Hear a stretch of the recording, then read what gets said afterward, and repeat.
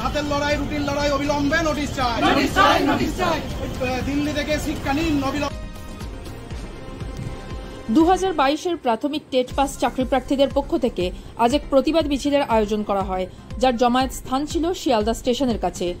সেখান থেকে এপিসি ভবনের কাছে অবস্থান বিক্ষোভ কর্মসূচি গ্রহণ করা হয়। করুণাময়ী থেকে মিছিল করে এপিসি ভবনের সামনে আসলে পুলিশ আটকায়। শুনে নেব কি ছিল তাদের দাবি। ললিপপ ধরিয়ে দিচ্ছে, সেই ললিপপ আজকে আমরা তাদের হাতে ফিরিয়ে দেব। নিয়োগের বার্তা চাই, নিয়োগের নোটিফিকেশন চাই এবং পূর্ণাঙ্গ পিডিএফ চাইছি। পূর্ণাঙ্গ পিডিএফ এবং নোটিফিকেশন 50,000 শূন্য পদ না পাওয়া পর্যন্ত আমরা কিন্তু লড়াইতে অনড় থাকবো। আমাদের হাতে বৈধ এমআর আছে, আমরা যোগ্য চাকরি হারাদের পাশে আছি, পাশাপাশি আমাদের লড়াইতেও আছি। তাই দাবি এক, কথা এক। এবং আমাদের শিক্ষামন্ত্রী আমাদের সাথে দেখা করুক। আমাদের কার্বন কপি ওএমআর সবই আছে। আজকে স্বচ্ছ পেট বলে কি অবস্থা? কেন ইন্টারভিউ দেবেন না? যেখানে বিহারে হাজার হাজার নিয়োগ হচ্ছে, বাংলার অবস্থাটা আমাকে এমন কেন রাজপথে নামতে হচ্ছে? একদম ডবল চাকরি, 1 লক্ষ চাকরি, সেগুলো কোথায়? আমরা বাংলার যোগ্য হবু শিক্ষক, আমরা কোন রাজনৈতিক দলের মতো পুষ্ট নয়। আমরা কেন 23 জেলা থেকে রাজপথে আসতে হবে এই গরমে? আমাদের বিষয়টা ভালো হোক, শিক্ষামন্ত্রী দেখা করুন। বিদেশ গাজী 2022 প্রাথমিক। আমাদের দাবি ইন্টারভিউ নোটিশ, প্রাথমিক শিক্ষক, নতুন প্রাথমিক শিক্ষক নিয়োগে ইন্টারভিউ নোটিশ। আজকে আমরা শিক্ষামন্ত্রীর সাথে আজকে আমরা দেখা করতে চাই। 2022 প্রাথমিক শিক্ষক আমরা আমাদের দীর্ঘ 5 বছর বেরিয়ে গেছে, 7 বছর আমাদের ইন্টারভিউ নোটিশ দেওয়া হয়নি। আমরা ইন্টারভিউ চাই,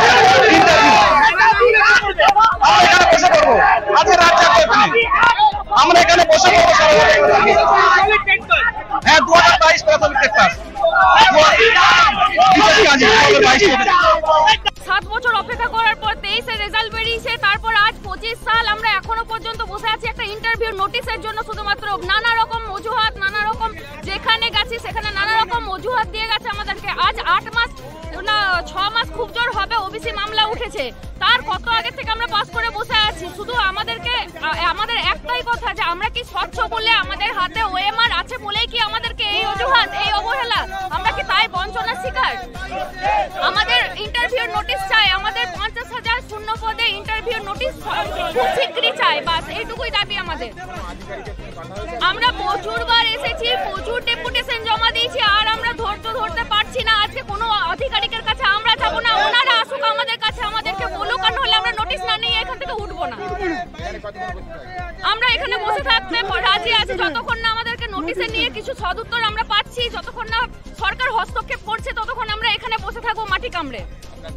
সুদেশনা শো, পশ্চিম বর্ধমান।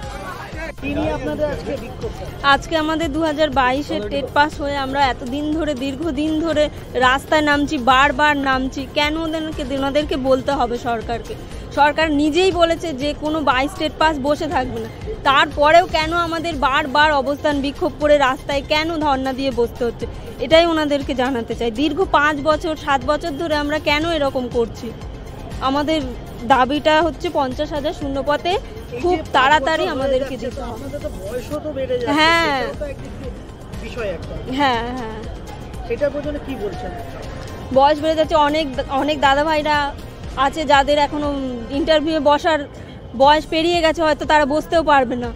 কিন্তু আমি চাইছি সেই জন্যই যাতে তারা বসতে পারে, তাড়াতাড়ি যাতে আমাদেরকে ইন্টারভিউ নোটিফিকেশনটা দেন, দিয়ে আমাদের নিয়োগটা দিন। আমার নাম শান্তনা মণ্ডল, 22 টেট পাস। আজকে আমরা 2022 টেট পাস আজকে আমাদের ন্যায্য দাবি নিয়ে এসেছি এপিসি ভবনে।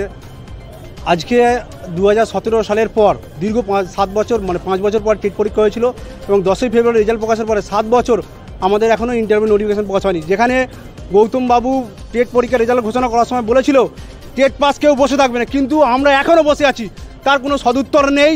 আমরা বারংবার যে বিভিন্ন জায়গায় যাচ্ছি, কোনো সদুত্তর দিচ্ছে না। আমাদের মাননীয় মুখ্যমন্ত্রী লোকসভা ভোটের আগে বলেছিল যে আমার কাছে 1 লক্ষ শূন্যপদ আছে। কোথায় সেই 1 লক্ষ শূন্যপদ আমরা দেখতে চাই? কেন আমাদের আজ 2 বছর রেজাল্ট প্রকাশের পরে 2 বছর বসে রাখা হলো? তার জবাব চাইতে আমরা আজকে এপিসি ভবনে যাচ্ছি। আমাদের এইভাবে বঞ্চনা হচ্ছে, আমরা এই বেশি মানুষের আমরা এর থেকে আরও বৃহত্তর আন্দোলন করব, প্রয়োজনে আমরা অবস্থান বিক্ষোভ করব। আজকে যাচ্ছি, আজকে আমরা উত্তর না পেলে আজকে আমাদের সারাদিন আন্দোলন হবে।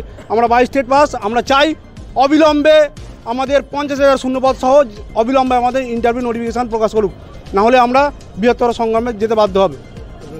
আমার নাম সুভাষ চন্দ্র বাগ, 2022 স্টেট পাস ক্যান্ডিডেট।